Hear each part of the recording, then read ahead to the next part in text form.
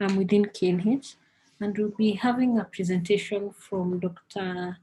Janet Sugut, who is the Head of Unit Surgical at KNH A&D Department, and Dr.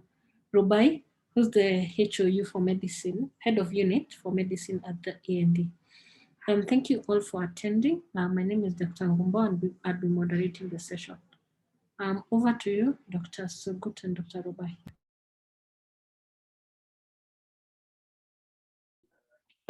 Okay, thank you very much for this session. So as it has been introduced, I'm Dr. Sugut. I work in the emergency department and also act as the HOU surgical division. And my colleague can introduce herself before we can continue. Good afternoon, everyone. I'm Dr. Robai. I work in the KNH emergency department. I'm Head of Unit Medical Services. Thank you. All right, so we'll go and we're going to present basically what we do for patients when they come in for different emergencies to KNH.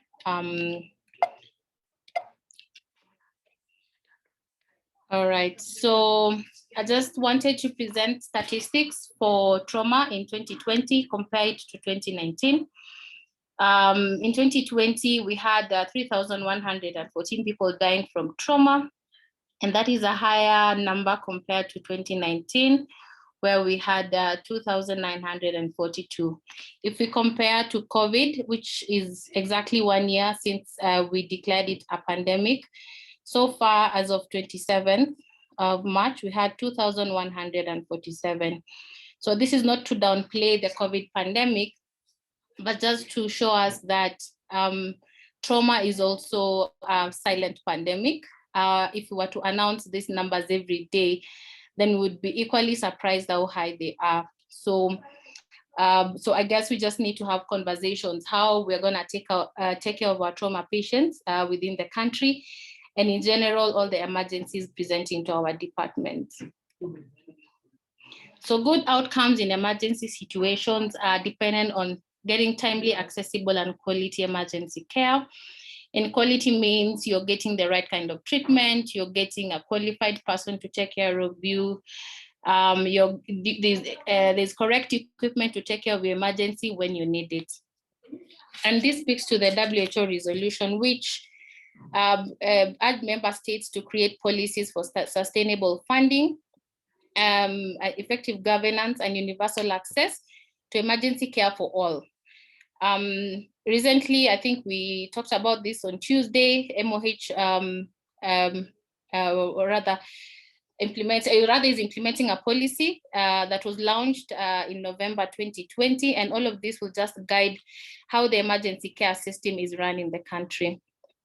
So again, I will refer us to this picture from WHO, the emergency care framework, that the emergency care system starts from the scene and during transportation and to the facility.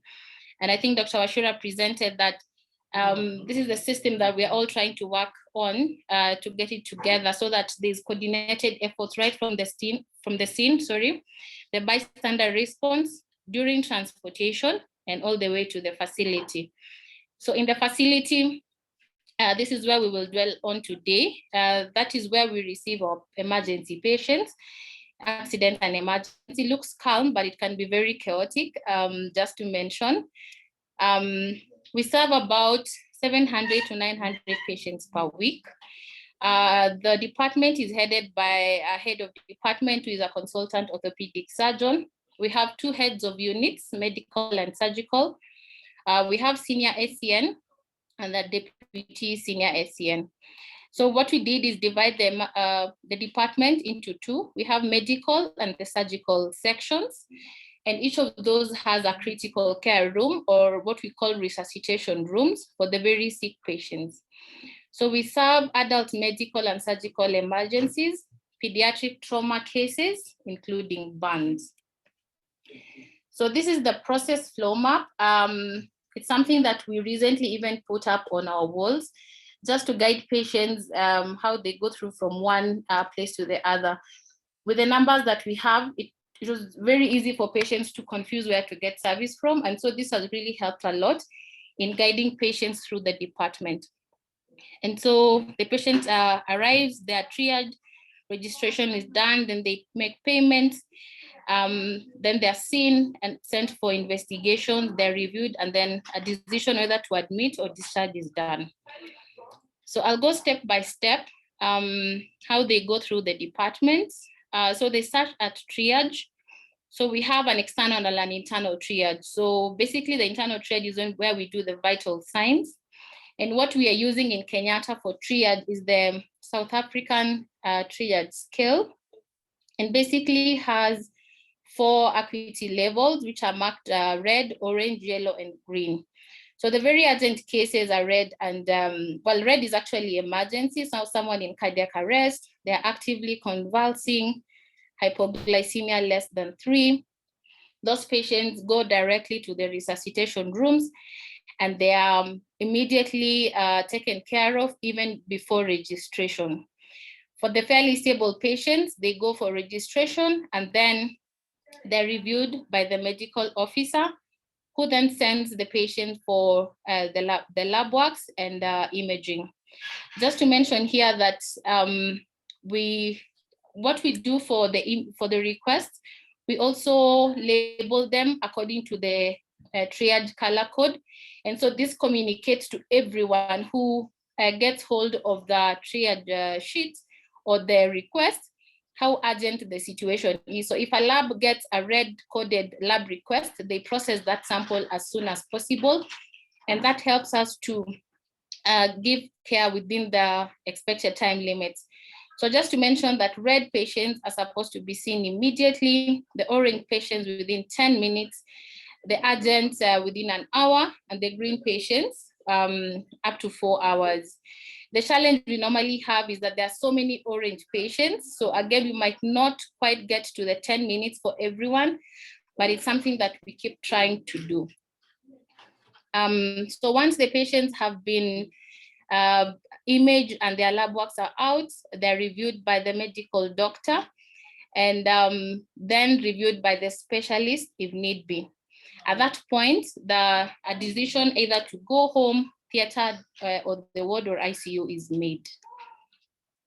So what are some of the strengths that we have in the department that speaks to emergency care? Is that we have trained medical officers and nurses.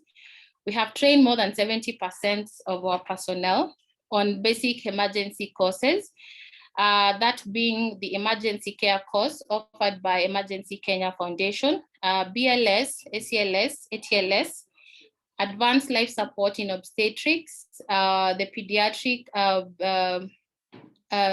training as well. We've also trained them on triage, and we've trained them on point of care ultrasound. So ideally, the staff in the ED should be non-rotational. I think that was also talked about on Tuesday and Wednesday, because then it takes time to build the skill sets. And so we take time to build, and then they are moved to other departments. So it would be our wish that people just remain in the EDs, and because it takes time for you to be able to even recognize this is an emergency. With proper training, that is possible. And I think at this point, I'd want to say that the ED is the most important department, in my view, in the hospital, because what we do in the ED determines the morbidity and mortality for that patient in the area of disposition. So it is our wish that the people in the ED have the highest skill set, because then they're able to pick emergencies. The beauty about emergency is the patient presents early, you pick the emergency early and you intervene, you're very likely to get good outcome. So one of the other strengths that we have is that we have consultants. We have 3 orthopedic surgeons, 1 general surgeon, and 1 family physician. And what we do with the consultants is they do twice daily rounding on patients in the morning and evening. They also do daily mortality reviews every morning at 7:30, and just so that we understand the gaps that we had and try and close the gaps for the next patient. And they also do surgical interventions. So we have a trauma theater that runs 24/7. And the beauty of this is that the theater is within the department. So it's easy to get patients for surgical intervention. We also have piped oxygen. Not all EDs have this. So for us, it's a privilege to have piped oxygen. And even in this current COVID pandemic, where patients are using a lot of oxygen, this has come in very handy, and we're able to handle those patients well. Like I mentioned before, I don't know if I talked about this, but each of the medical and surgical sections have critical care rooms. So we have a surgical critical care room and a medical critical care room. So each of those spaces have a 6-bed capacity, so that is 12 in number. We're able to provide ventilatory and circulatory support for the critical patients. We have 6 ventilators, 3 in each of those rooms. We have a monitor for each bed. We have infusion pumps, and thanks to COVID, we actually got high flow nasal cannulas and CPAP machines just to support these kinds of patients who present to us. We also have in the department an isolation room. So initially it was a 2-bed capacity, but with COVID, we had an extension. So now we have an 8-bed capacity with monitors, and it has negative pressure. So this has enabled us to, as the patient transition to the wards, we are able to take care of the patients under investigations for COVID or any other isolatable disease. That's just to show the high flow nasal cannula and the CPAP machine. For those who might not know, the high flow nasal can deliver up to 70 liters per minute. This has been very, very helpful during the COVID pandemic. We also have a dedicated plaster room that runs 24/7 for management of fractures. So we are able to splint patients before they go to the ward, and simple fractures can be managed and sent home. That's reducing the burden of patients in the wards. So something of interest is that we are seeing more non-communicable diseases. And I just took the month of February, the month that just ended, okay, in February 2021, we had 155 cases of hypertension. We had 114 cases of diabetes. And that means an average of 9 patients per day. These are patients who are potentially having cardiovascular complications, presenting with STEMIs, NSTEMIs, strokes, PEs. So it's something that we need to have conversations around, because then this is a huge number in a day, and we need to look at the care of these patients as they present to our departments. So what we are doing is trying to modify processes so that ECG is done at triage, and so we are able to pick these patients very early and fast track them to interventional cardiologists. Of note is that we have thrombolytics available in the department, and we are even able to thrombolize the patient before the definitive intervention.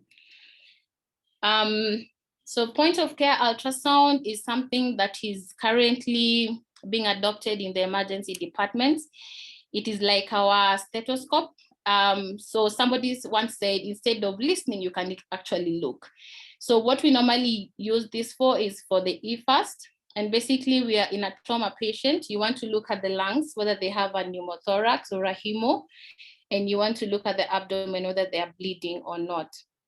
So we have 2 machines. We have the regular ultrasound machine, and we have a butterfly ultrasound, which is actually new technology. It's very portable, and you can see one of our doctors doing a fast scan for a patient.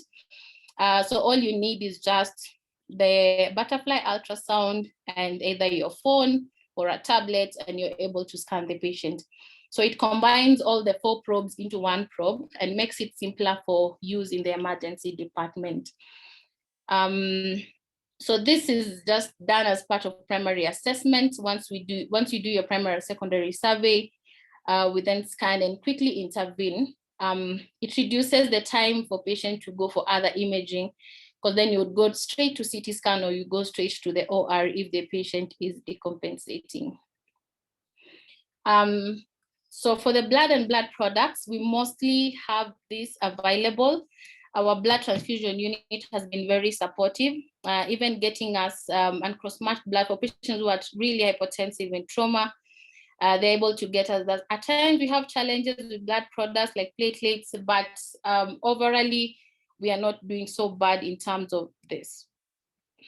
We also have an endoscopy unit that runs also 24/7, and for patients with upper GI bleeds, these are patients who really come and they decompensate very fast, but the unit has been supportive in helping us to deal with those patients. I think I mentioned before that we have a cath lab with an interventional cardiologist on call, who helps us to once we pick STEMIs, we involve them and they do the definitive interventions. Within the department as well, we have patient support room. It's a very important room because it helps us to give psychological support to patients, relatives, and healthcare workers as well. And even with the COVID pandemic, there's so much moral injury going on. People were scared, there's so much anxiety. And this being in the department was a plus for us. And again, sometimes in the ED, you get patients who are quite sick, and even with all the intervention, they still don't make it. So they come in very handy in trying to just talk to the relatives, understand the prognosis and what to expect from the care that we are giving. Additionally, we have a social worker who credits needy emergent patients. And this speaks to universal health coverage in a way, because then we're able to sort patients who have emergency issues and are not able to pay at that particular time.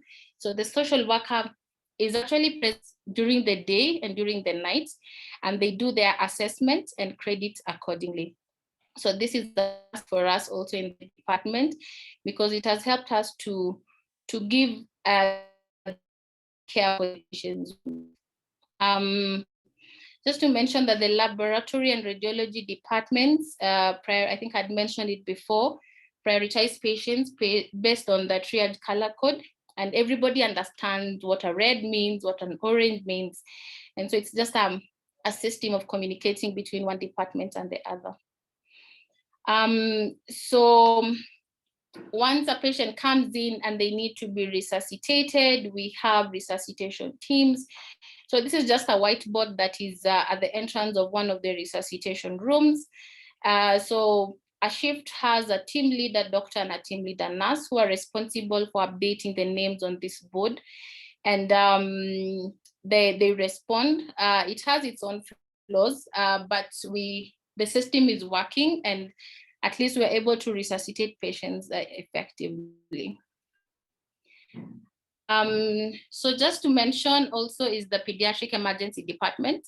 So the accident and emergency department only serve the adult and pediatric trauma cases. So for pediatric emergencies in a different unit, and it serves the pediatric medical cases and some surgical cases. It serves about 30 to 50 patients per day, about half of those being admitted to pediatric and medical surgical wards. The basics for emergency are this, that this is now pediatric population. Notice that there's always a pediatric resident from who actually sees the very, very sick pediatric patients and gives them the care that they deserve.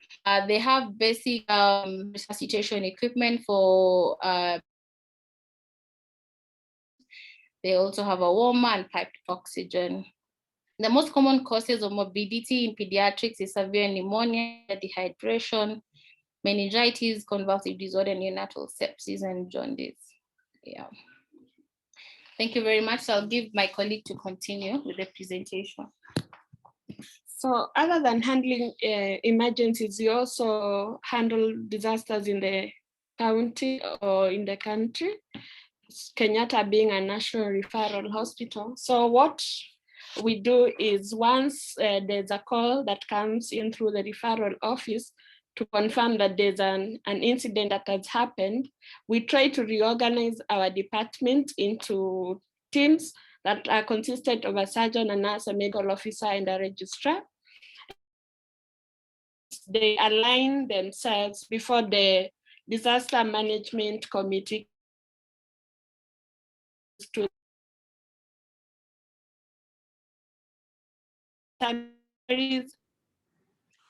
Hi, Dr. Robai, you're breaking. We can't hear you.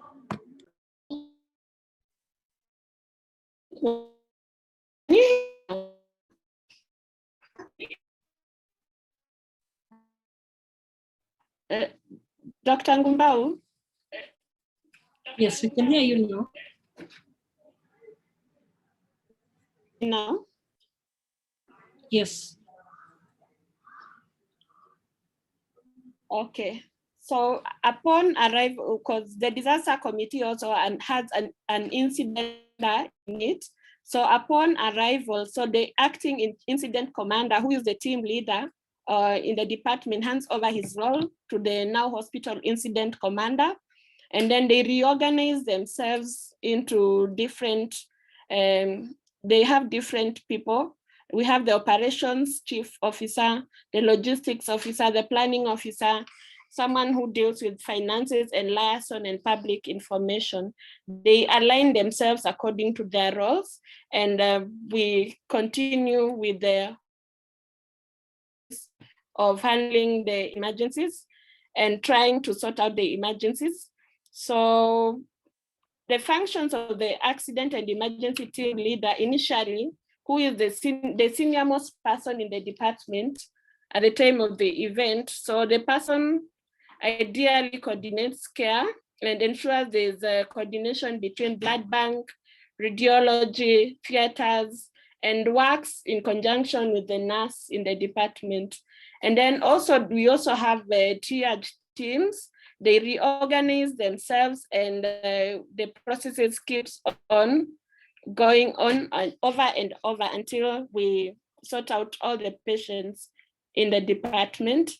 And one of the things we do as a department is we try to free up all the accident and emergency places, because at the time the incident happens, the department is always busy. So we try and admit patients in the respective wards, especially if they're medical patients, they'll go to the medical wards. If they're surgical patients, they go to the surgical wards. If they're intubated, we try to get them spaces in the critical care rooms. And then all elective surgeries in theaters are stopped, and also all the other lab and imaging work is also stopped. But we concentrate on the mass casualty victims, and also all the staffs who need to help in the incidents. They assemble at the conference room, and they're allocated duties according to where is need. So we also have partner institutions who also assist us. We have Forces Memorial Hospital, Mbagathi Hospital, Nairobi Hospital, Aga Khan University Hospital, Nairobi Fire Services, and also the police. They also come in to assist us in case of any mass incidents. So I would also like to talk about our referral system. So our referral office is in the emergency department. It is normally manned by a team leader nurse. And what they do is they coordinate all the referrals into Kenyatta National Hospital. So however, some of the challenges we get is we get patients who can be managed at level 2, 3, 4, 5 without, they don't utilize the referral processes and the referral policies in the country. So we end up straining the resources at Kenyatta National Hospital. So, and also we get some of the patients who are late referrals, and also there's lack of communication from. So other than that, we also have some research that's ongoing in the department. Research has already been done, and some are still ongoing. So we have this research, patient characteristics of the accident and emergency department at Kenyatta National Hospital that was done by Justin Myers in 2015. Of note is 400, it was a prospective study and 402 patients were interviewed over a period of 3 months.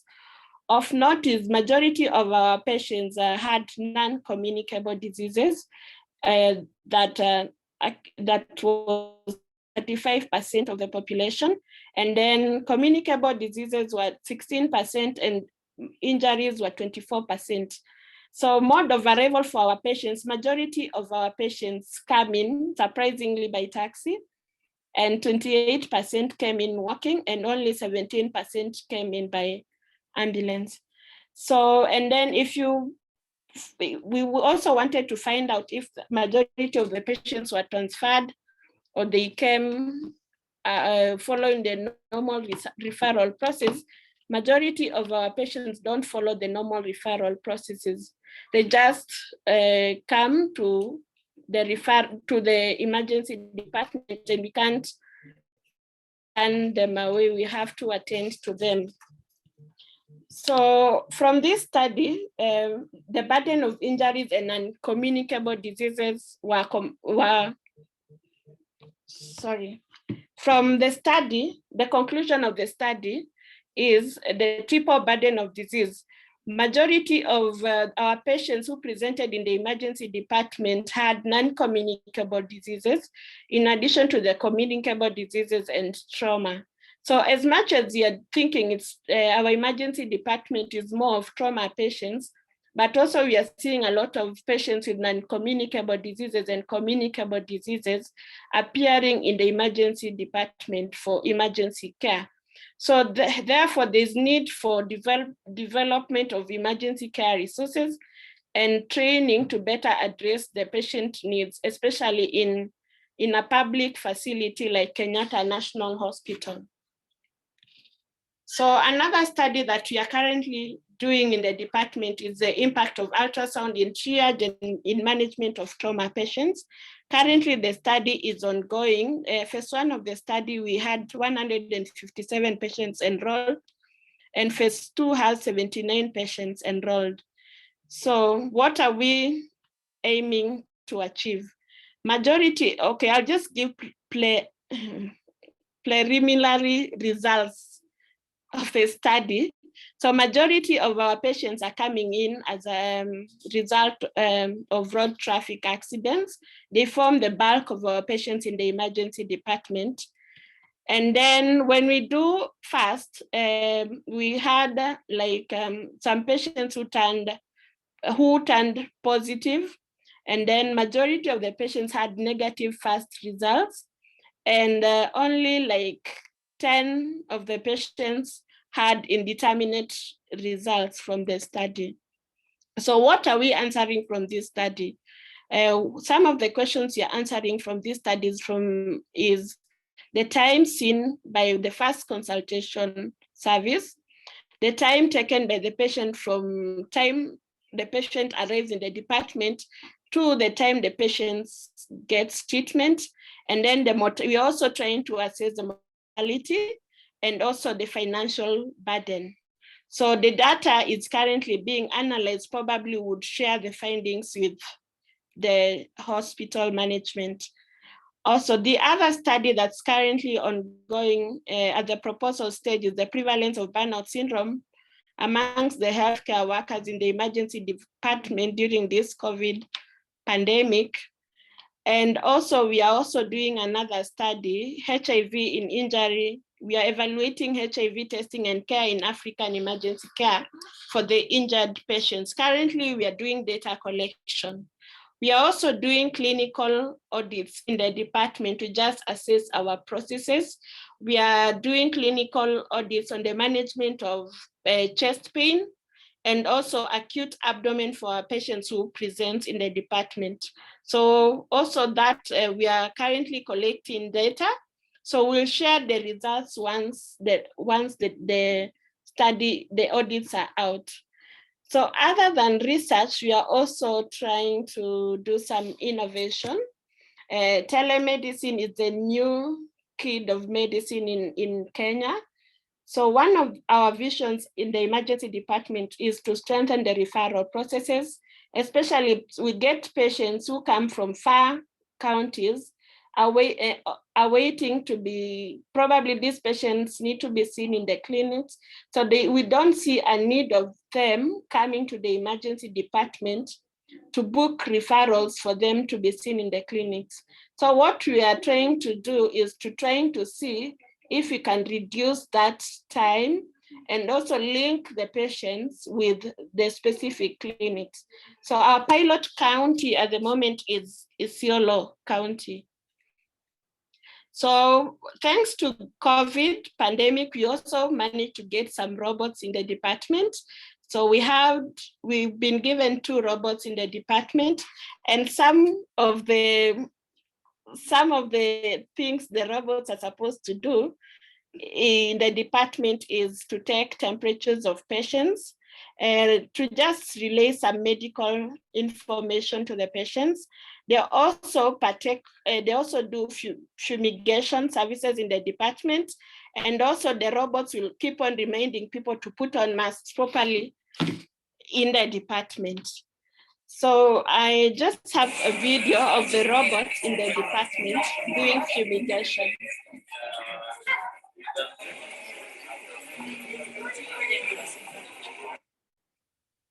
Okay.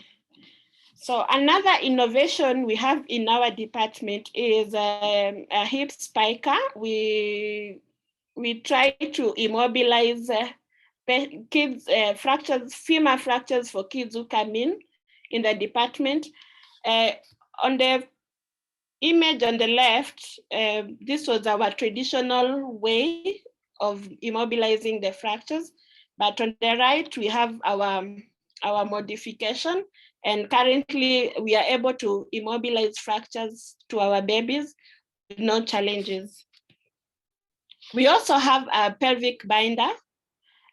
On the image on the left, this is a patient who we are just trying to immobilize using a bed sheet, but Dr. Sugut is holding our innovation, our hammock, which we are just trying to mobilize patients who come into the department with pelvic fractures. So I think also that's a plus to our trauma patients. So I would like to just engage the public to just take a moment to reflect. If they have a triage system in place, do they have trained personnel on basic emergency care? Do they have a well-equipped resuscitation trolley in your working station? Or do you have an organized resuscitation team in case of an emergency? How soon are you able to get a trauma patient to the operating table within 2 hours of arrival as per the WHO guidelines? And how soon are you able to move a patient with an acute coronary syndrome to the cath lab, especially in the public facilities, the door to needle time? Those are questions for the public to reflect. So where do we want to be in future? We want to embrace the role of emergency physicians in the emergency department. We also want to develop a trauma registry, trauma units, and also we need to streamline the coordination of care of patients from pre-hospital and A&E and between A&E and areas of disposition. We also would want to automate our systems to just help in improving our turnaround time. Currently, KNH is in the implementation phase. Also, we'd like to streamline our referral system and also capacity building in county hospitals for emergency care, and also emergency medicine in Kenya. So that's also our future.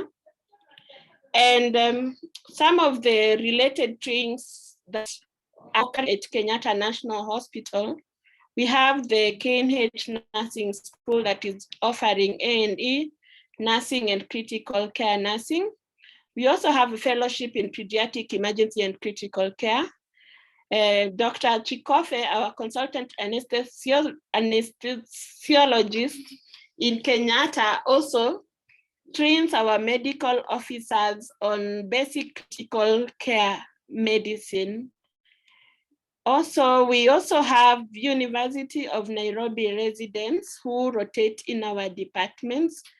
We are also partnering with Jomo Kenyatta University of Agriculture and Technology to try and start a residency program in emergency medicine, with Kenyatta National Hospital being the teaching hospital. What we are trying to do is we'll try to utilize the emergency department so that we can train our medical officers to become emergency medicine specialists.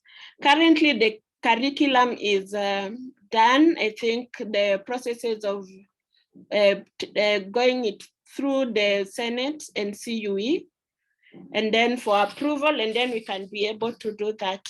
And then we also have collaborations with University of Northern Carolina, Brown University, KMTC, which offers higher diploma in emergency and critical care medicine.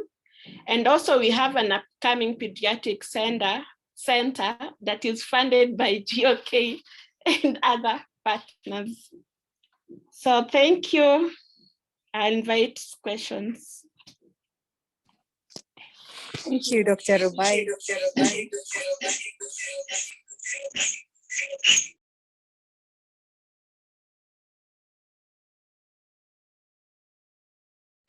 Thank you, Dr. Rubai, for that incredible session, for the innovations. Like I'm a new member in Kenyatta. There's several questions here. Let me start with the first one, triage. What's triage system you use in Kenyatta? So we use the South African triage scale system.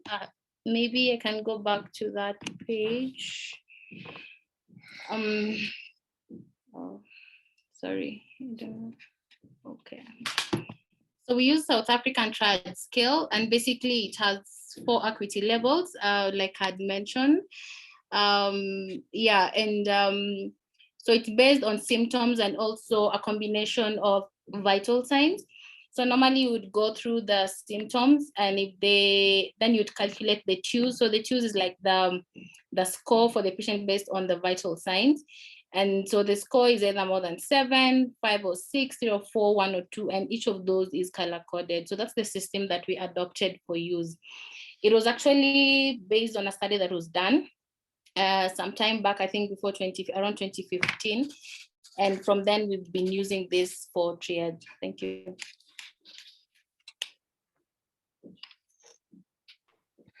Thank you. There are many questions regarding the referral system. Could you kindly take us through how the referral system happens, from somebody calling, who is calling, at what level, and who they're speaking to, so that people can be a bit more informed on the process? So thank you, Amina, for that question. Our referral office is based in the emergency department. So when someone calls into Kenyatta, it's a nurse who picks up the phone and responds to the questions that the person from the other end wants to inquire about. So once the nurse picks up the phone and probably the nurse needs any clarification about the patient coming into the department, and they're not so sure, the team leader doctor on the ground is also consulted about the same patient. And if they're not sure about the condition, we also have consultants on call in the emergency department. So they're consulted before we make a decision on the patient to come to the hospital or not to come. I guess I've answered what you wanted me to clarify. Yeah, so maybe just a clarification. it's for the emergency referral as opposed to an elective referral, because there are two arms of a referral, either it's emergency or elective. So the line would be purely for emergency, right? The line is purely for emergency and also elective referrals. But majority of our emergency referrals, they don't even call. They just appear in the emergency department, and yet at times we have to prepare to receive the emergencies. So if they could use the referral office, the number that has been provided for calling, then it would make our work easier. Thank you, Amina. Yeah, thank you. I'm just trying to read in some other more questions regarding triad so that we can move to another topic. The algorithm of the triad, does it help with the mass casualty incidents, or do we use something other than the SATs?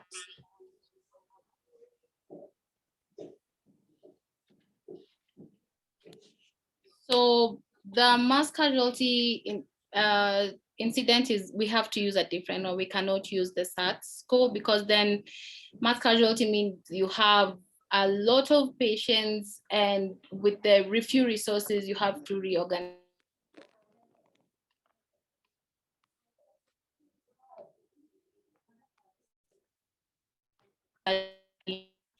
Sorry, Daktari, I cannot hear you.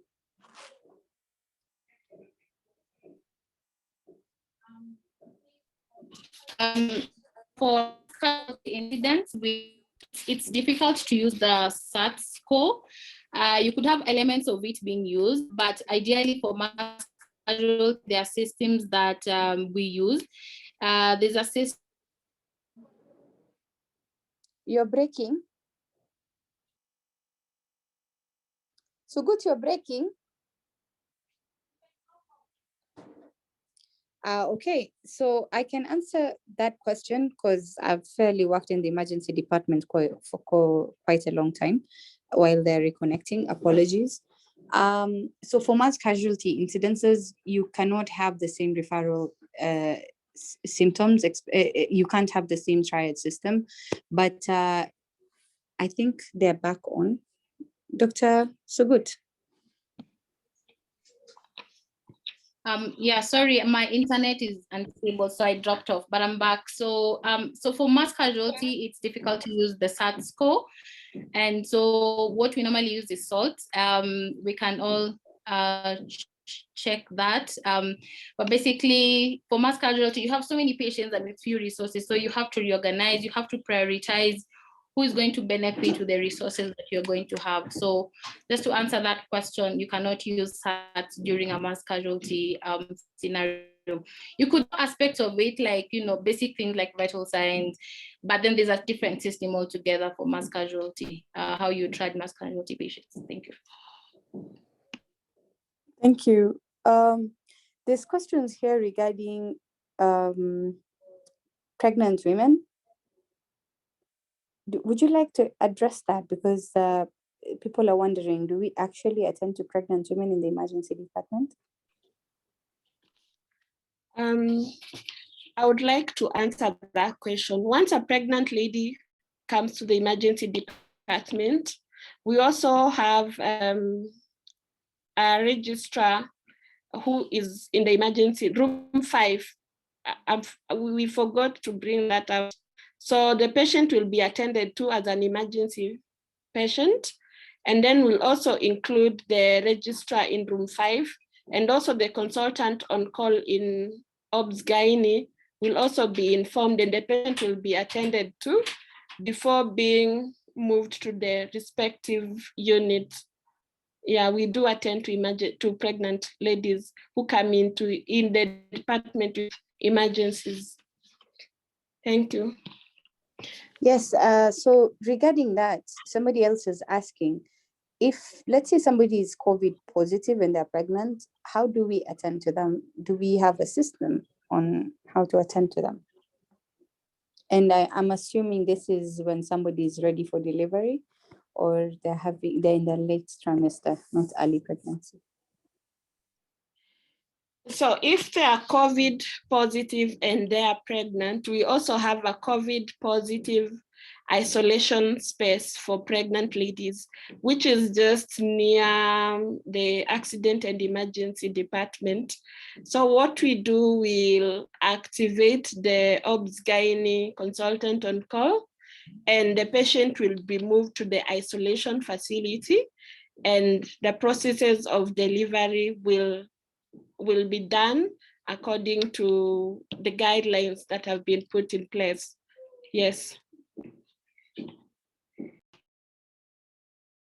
Thank Over to you. you, Amina.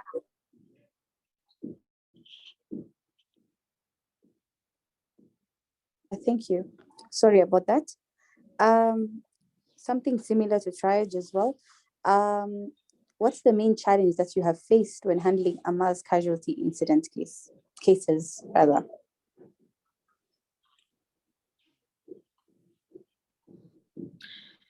Some of the challenges we face handling mass casualty incidents is the patients are too many. So at times we end up depleting our resources, but we try as much as possible to attend to each and every individual.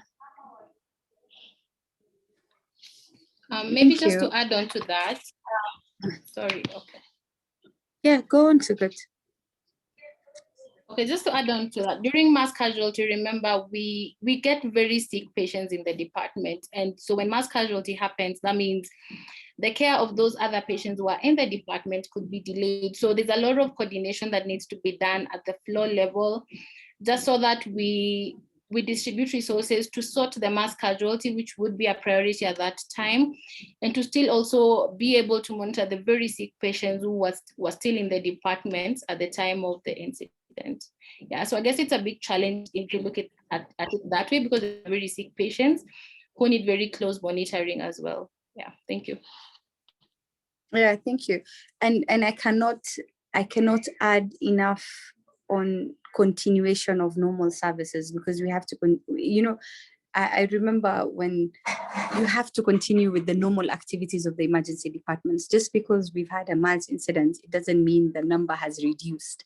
So you have to still have a very efficient system in making sure that the normal activities of an ED continues despite the mass casualty. I think that's a very important message to go home with. How about training? Where would you recommend for people? Which trainings do you recommend for people in emergency department to have, and where would you recommend for them to get it? Disclaimer.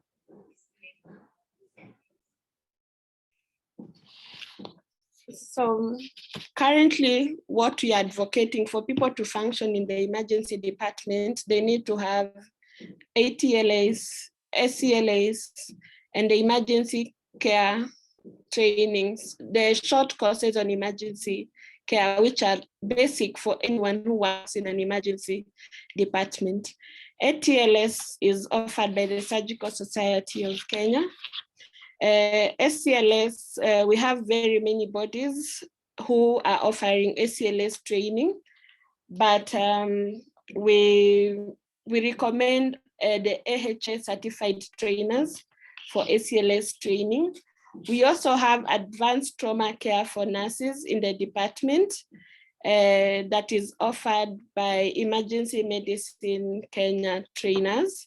And we also have another training, the emergency care course, that is offered by the Emergency Medicine Kenya Foundation. And they basically train doctors and nurses to work effectively in the emergency department.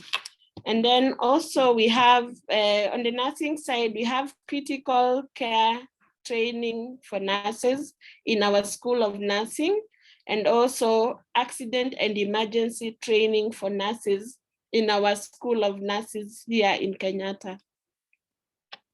Thank you. Over to you, Amina. Thank you, Dr. Ri. There's a question here regarding pharmacist. Would you consider an addition of a pharmacist to the emergency team? Would there be any value addition to this team by the pharmacist?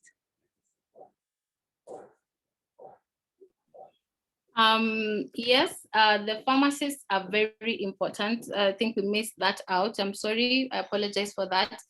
But yes, the pharmacists in the emergency department play a very, very big role. Like I said, we get very sick patients, especially the medical patients have so many comorbidities, and their pharmacological input is very important, because some of the challenges we get even when we do a daily round is, you know, the pharmaceutical, the polypharmacy, you know, that we end up doing. And I think their role is very critical. And even as we try and shape up emergency care in the country, I think they should be part of the conversation and be incorporated into the care of the patients in the emergency department. And just because of the numbers, some of these patients stay a bit longer in the department because they are sick or there's a delay in one or two things. And during that time, care has to be given, and pharmacy comes in very handy. We actually have a pharmacy in the department and is headed by the pharmacist within Kenyatta. Thank you. Yeah, and thank you very much for that. And I believe the clinical pharmacists are usually at it's easy to consult them in case we need any guidance with any drugs, especially the Altaplace and the other hard ones, if I'm not wrong. So good, right? Yes, very true. Yeah. There's something here about, is the emergency number for referrals helpful in any kind of preparation to receive a patient, or is it just a filtering system? I love this question, so I don't know how you're going to answer that, but go for it.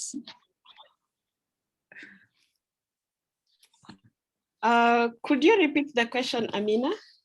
Is the emergency number for referrals helpful in any kind of preparation to receive a patient, or is it just a filtering system? I would answer it this way. Once we receive a call that there's a patient who is coming from a certain facility and probably they need a critical care bed, it's easier for us to liaise with the CCUs in the hospital to just see how if we can accommodate that patient, other than the patient arriving without informing us. So the patient ends up staying in the emergency department as we await a critical care bed.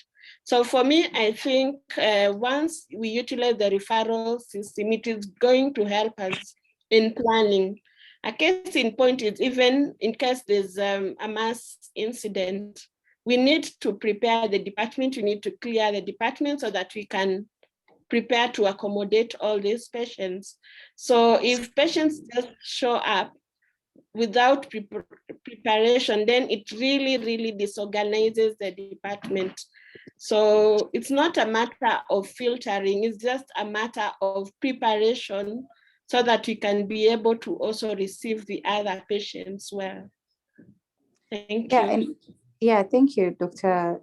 Robai. And I believe you're right. In essence, it should it works very well if we use it efficiently. Like I believe Naivasha the other day, they called in for an aneurysm. And by the time the patient was here, everybody was prepared from the cardiothoracic team and everybody, and they went in, they were operated and it went well. So ideally it should be for that. But unfortunately, most patients just show up and it's overwhelming trying to merge the two.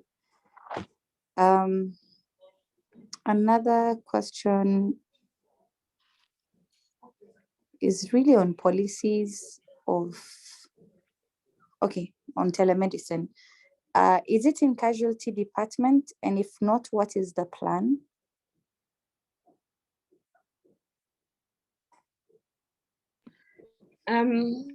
Telemedicine we are at the initial stage of implementing, and I think Amina you can give some input about what exactly we intend to do. Yes. Yeah, because you have so much information about telemedicine in the hospital. Yeah. So the idea behind the telemedicine is to have an efficient referral system to strengthen the referral process, both emergency and elective. And we're piloting with Isiolo County.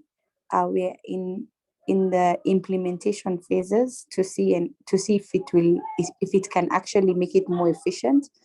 It sounds very good practically, but we all know if we try out things, you would know how efficient it is.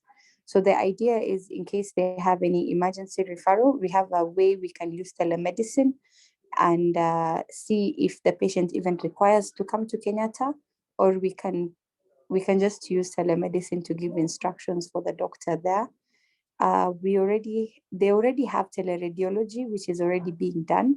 So the reporting from a radiologist is easy to happen.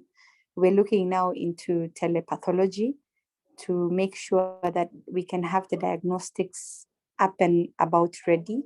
So we hope we can be able to do this within the year. But in the meantime, at least it's just a phone call if you're in the Cielo for us to know how we can activate that system.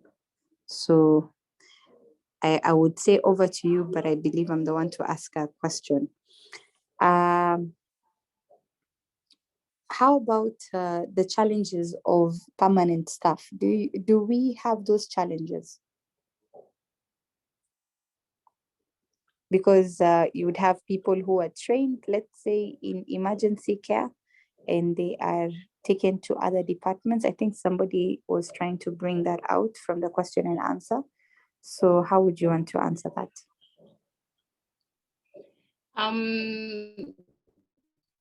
So it's not so much of a problem in our ED, I would say.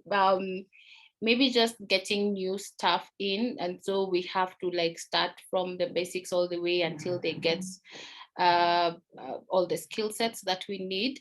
Well, because of the way the department is busy, we always like even short staff.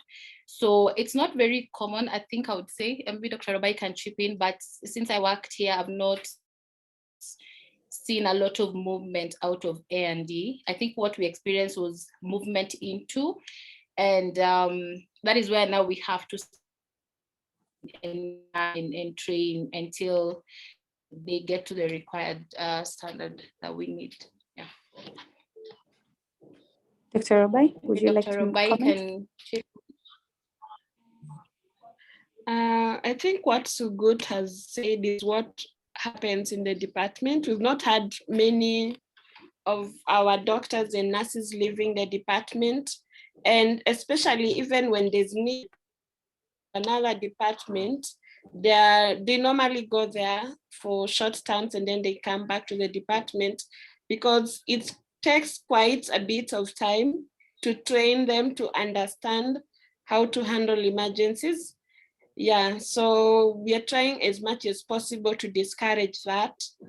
And what would really be interested in is now training people physicians in emergency medicine, because it's a new specialty in the country, so that we can also have emergency medicine physicians rotating in the emergency department to just improve the quality of care of our patients. Thank you. Over to you, Amina. Okay. Regarding paramedics, I think somebody was asking if we can consider hiring permanent paramedics in the ED. What are your thoughts?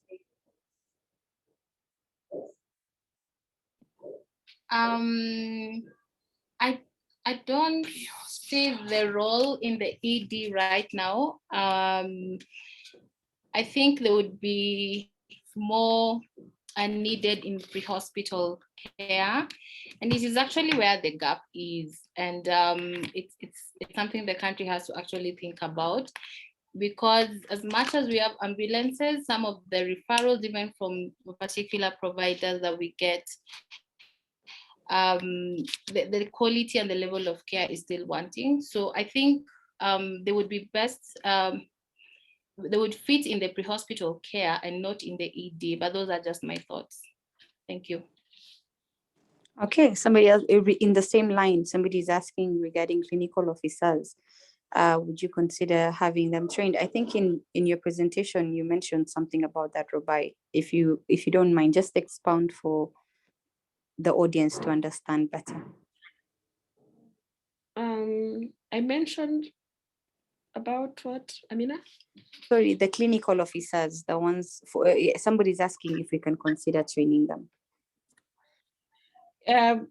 We train nurses and nurses in critical care nursing and accident and emergency care nursing. So we have a program with Kenya Medical Training College, whereby they train clinical officers who have interest in emergency medicine and critical care. And all these students, they do their rotations in the emergency department, but we just train them to acquire the necessary skills.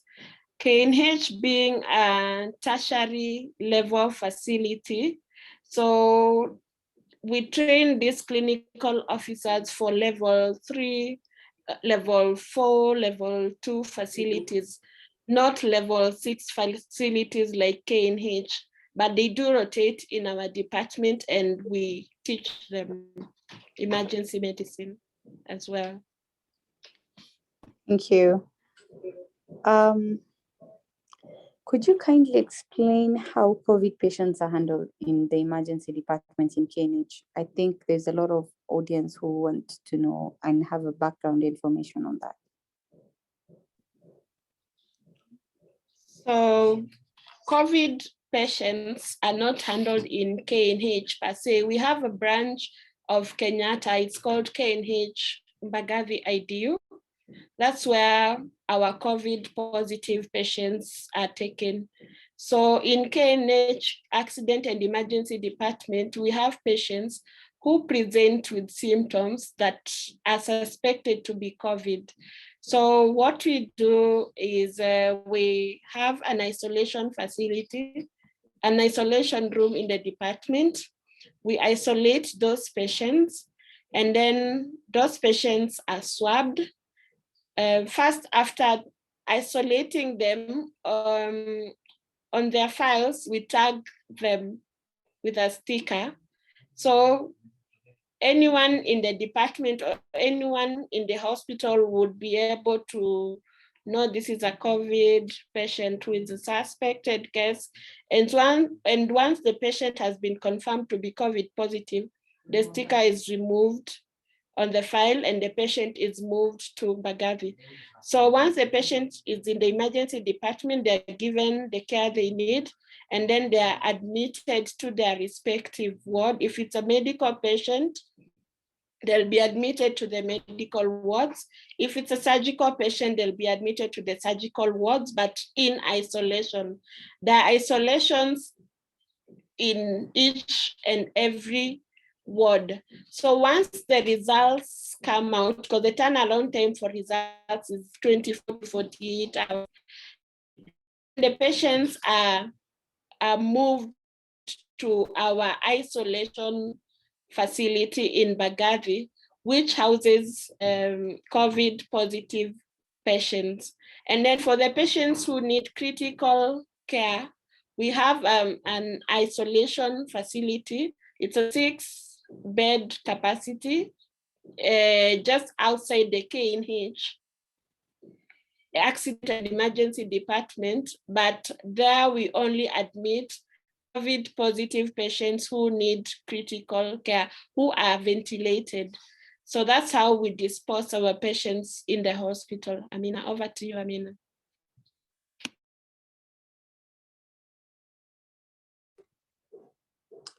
Yeah, you can keep adding questions on the Q&A so that we can address them. Somebody saying thank you for mentioning something about the ongoing study on turnaround time in the emergency department.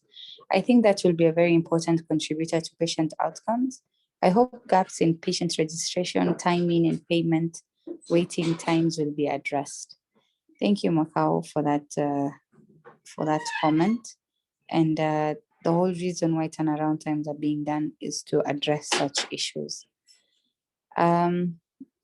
What is the criteria that they use to select who should come in or not at the emergency when one calls? So good.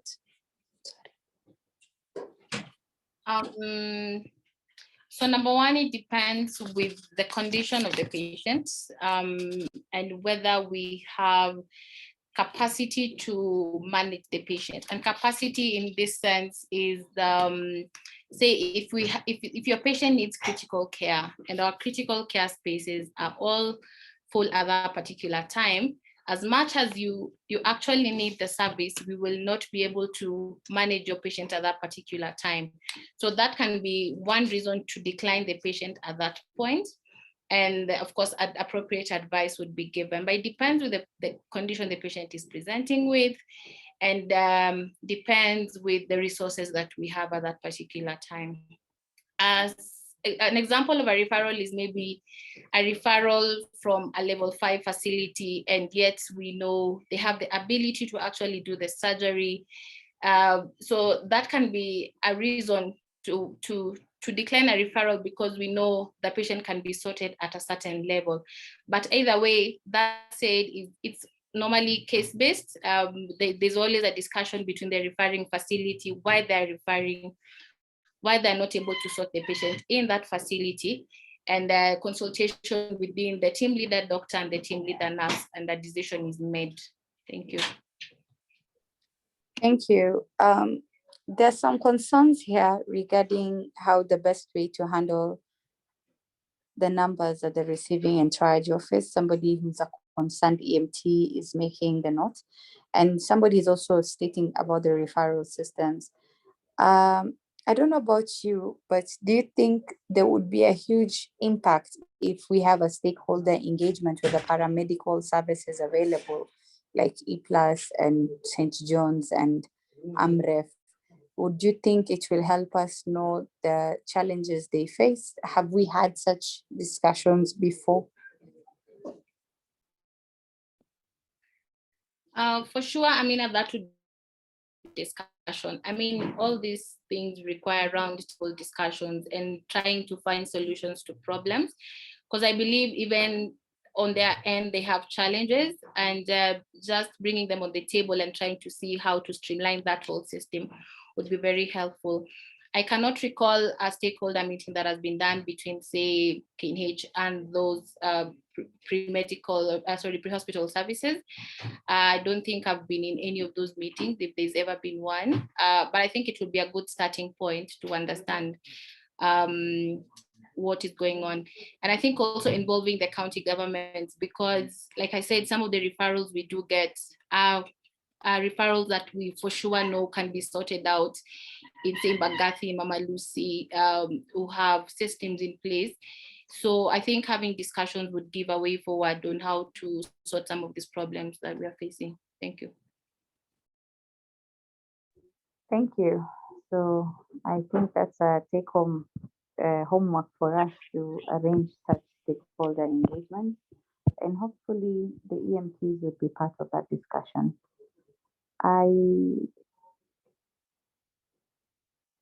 Regarding, okay, it's a bit of a controversial question, but I might as well just ask, what happens if a patient is unable to pay the amount required when sent to the cashier? Sorry, when they're not able to pay the amount, just repeat your question at the Yes, end. yes. Assuming, of course, it's an emergency, what happens? So for emergency patients, we deal with the emergency. And for emergency patients, we actually see them even without them having to pay upfront or initially even to open the card. We normally take them in and give them the care that they need. And then now the financial issues will be sorted out later in the ward. And if they're unable to pay, we have the social worker who will assess the financial status and capability and give their recommendations. But for emergency care, we actually treat all the patients that present to us with with different emergencies. Thank you. I can't see any more questions from the audience. I think then maybe you give us a parting comment, Dr. Robai. Thank you, Amina, for allowing us to discuss about emergency care in Kenya.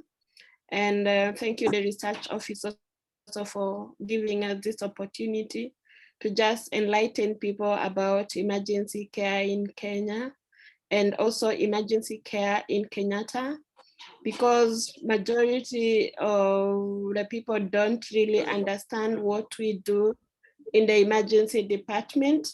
But it would be nice also to just work as a team so that we can move forward the agenda of provision of quality emergency care in the department and in Kenya as a whole.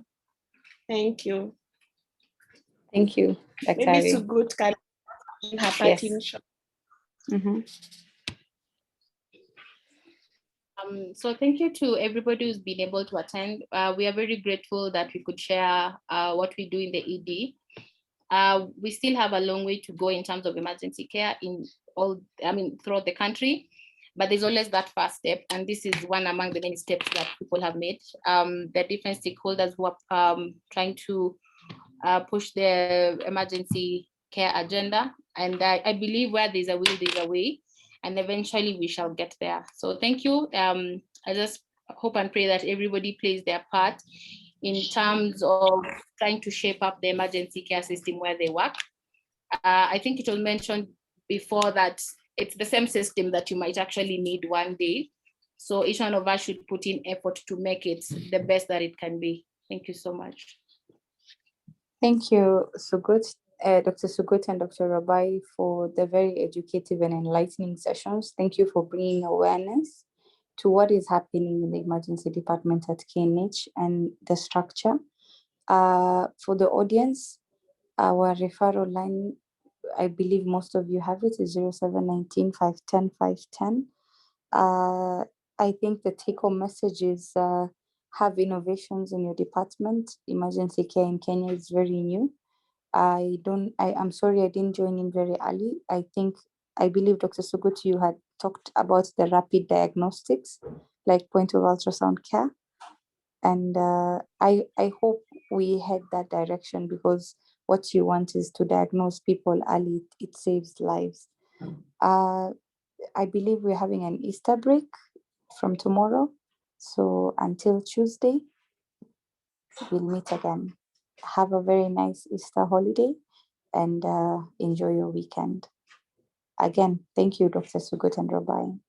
And thank you, the research team, for always arranging this. Thank you. Thank you, Amina. Thank you, everyone.